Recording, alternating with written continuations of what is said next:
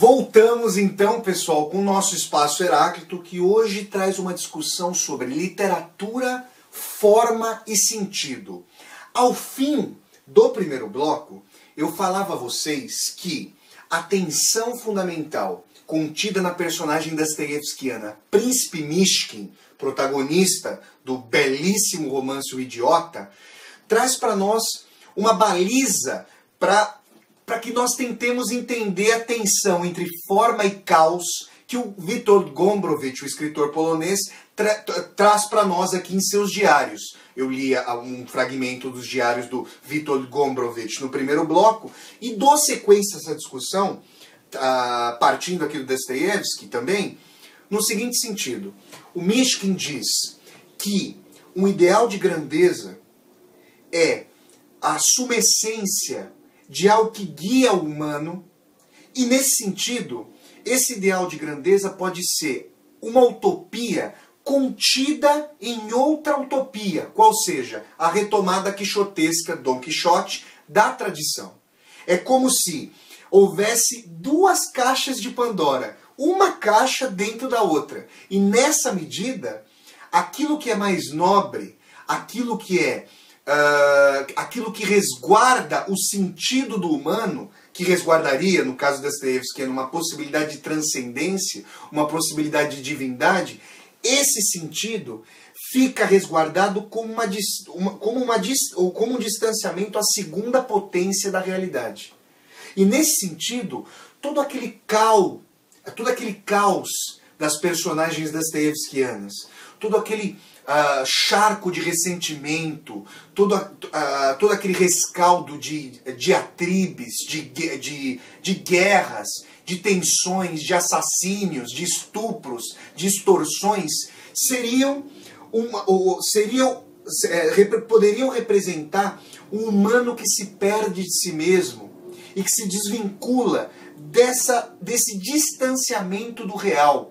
Ocorre, e nesse sentido, a relação entre forma e sentido fica muito peculiar em Dostoiévski, ocorre que esse distanciamento do real não é simplesmente uma fuga ou uma baliza de alívio, como Nietzsche poderia dizer, o ressentimento daquele que não aceita a perda da transcendência, a morte de Deus, a desvinculação com a divindade. Na verdade, o Dostoiévski poderia dizer, e o Mishkin, e a personagem Príncipe Mishkin concordaria por demais com isso, que essa busca de uma forma, e aqui forma num sentido estético e também ético, essa busca por uma forma é uma busca por uma realidade mais elevada, por uma realidade que se movimente, por uma realidade que vai em direção de um além-homem, em reconciliação, em comunhão consigo mesmo.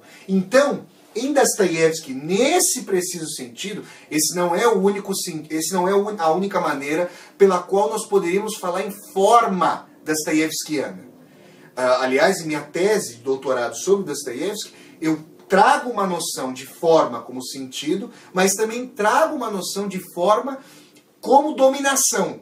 Aqui no nosso programa de hoje, em diálogo com Gombrowicz, eu decidi trazer a noção no Dostoiévski de forma como sentido, como superação, como síntese, para fazer o contraste com Kafka, de quem a gente já vai falar, que vai trazer a noção de forma como dominação.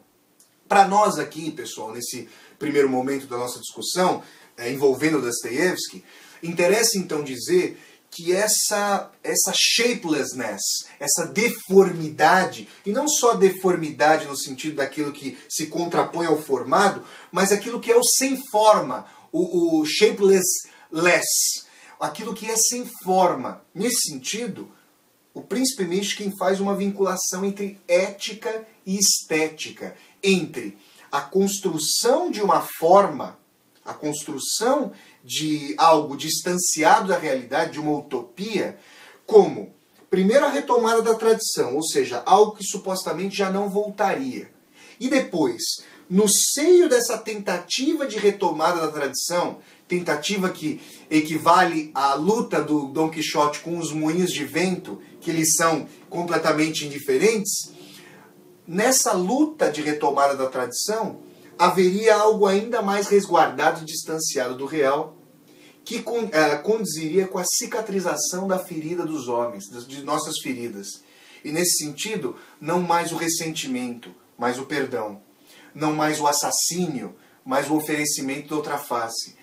E essa forma seria uma baliza da qual os homens não conseguiriam fugir, segundo Mishkin, e que tentaria sempre reencontrá-los, com uma noção de que, mesmo no seio da mais excruciante dor, como vive, por exemplo, a personagem dostoiévskiana, o homem do subsolo, protagonista das Memórias do Subsolo, haveria uma fagulha, uma possibilidade de que esse movimento em torvelinho ao redor da própria dor, ao redor de um narcisismo, que ao invés de aferir prazer, já começa a fundir a dor no seio próprio do prazer, de tal maneira que já não consegue encontrar alívio ou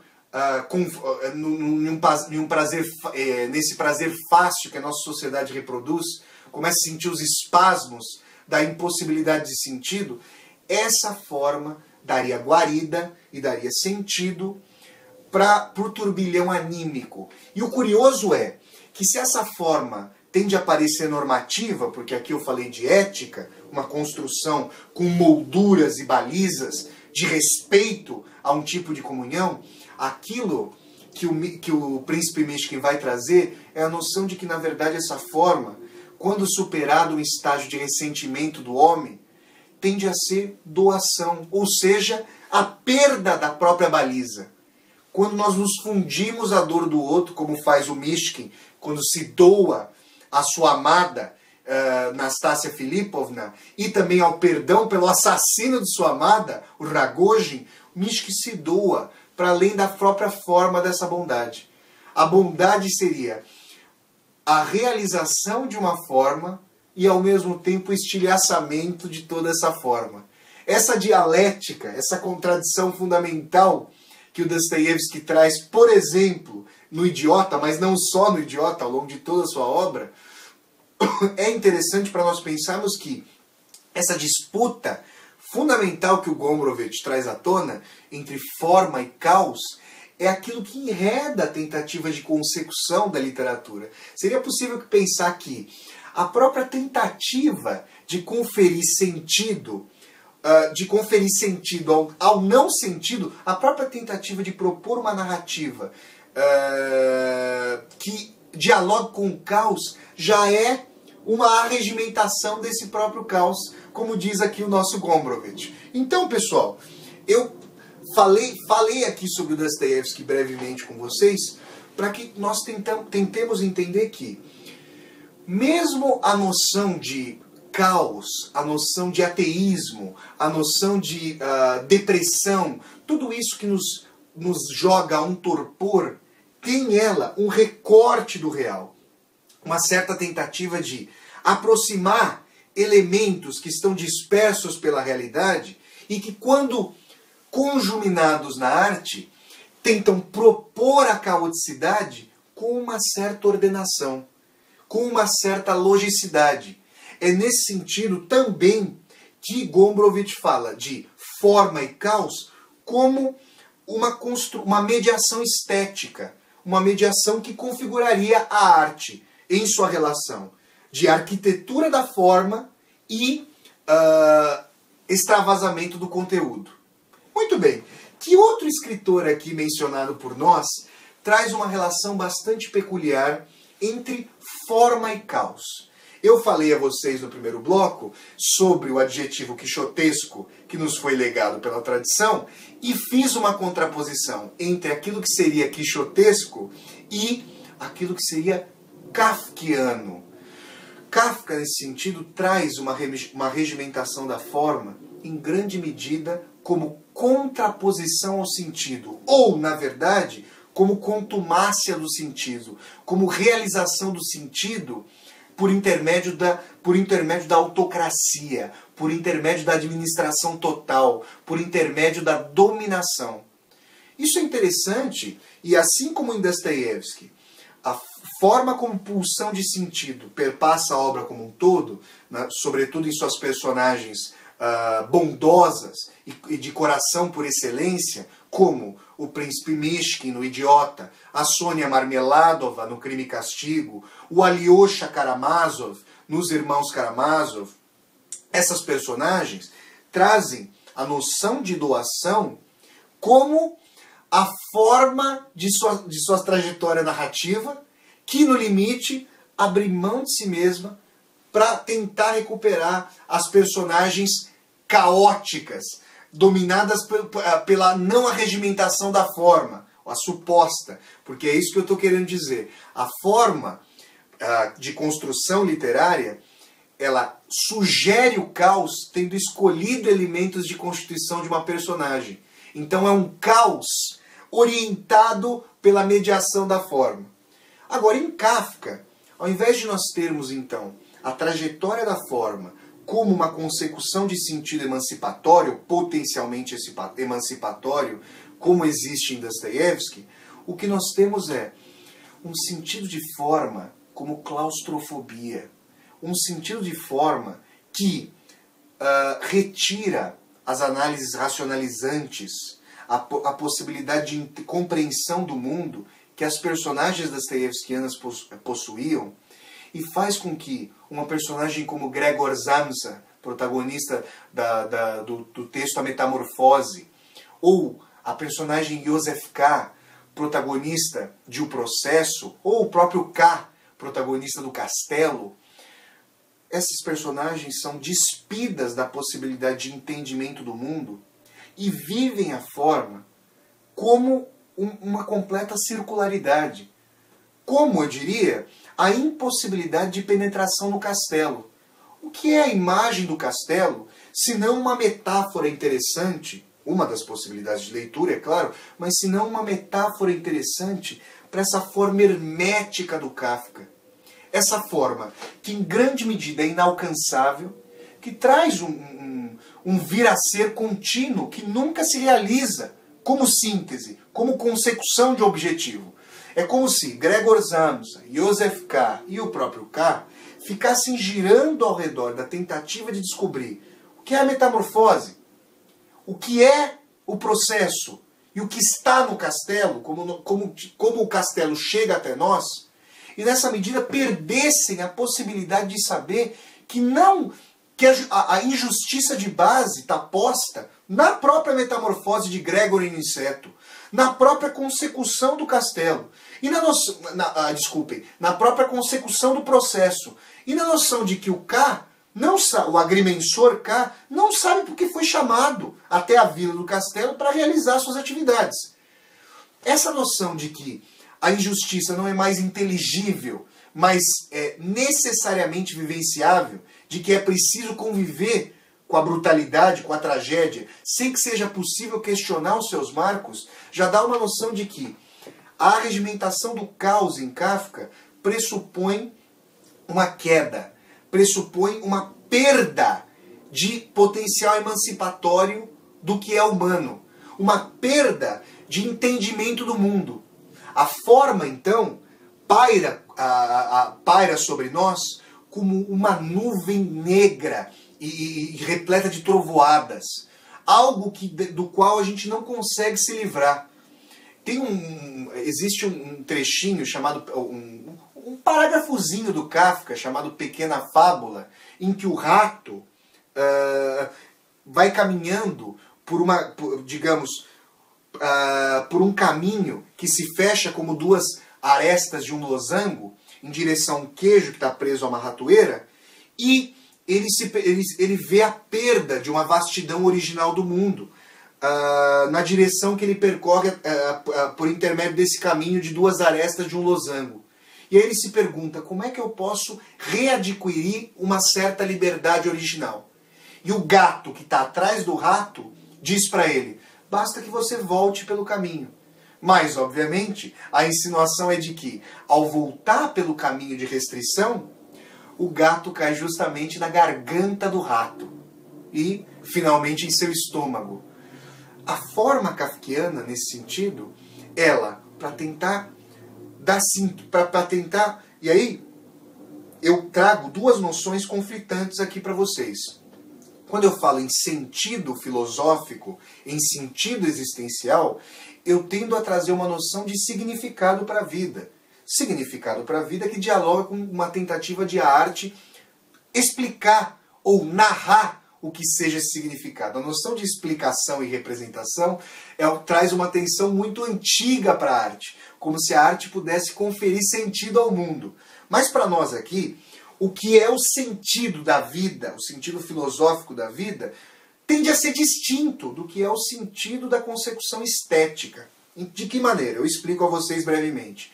O sentido da consecução estética, o sentido da realização de uma obra de arte, é a sua perfectibilidade de encaixe, eu diria, da parte com todo, de montagem da obra, de realização dos seus momentos, por exemplo, em uma obra literária, dos seus momentos de configuração do narrador, do espaço, do tempo, da montagem das sequências narrativas. É nesse sentido que o sentido na obra de arte é a sua consecução. E a realização do sentido estético pode, como em muitos autores isso tende a acontecer, por exemplo no Dostoiévski, por exemplo no Kafka, pode ser um repúdio ao sentido do mundo. Pode ser que o sentido de realização de uma obra seja o dizer, a interpretação do mundo como completo caos. Isso, que é um grande paradoxo artístico, configura a relação da arte, sobretudo na modernidade, sobretudo com a morte de Deus, sobretudo com a perda de organicidade do mundo.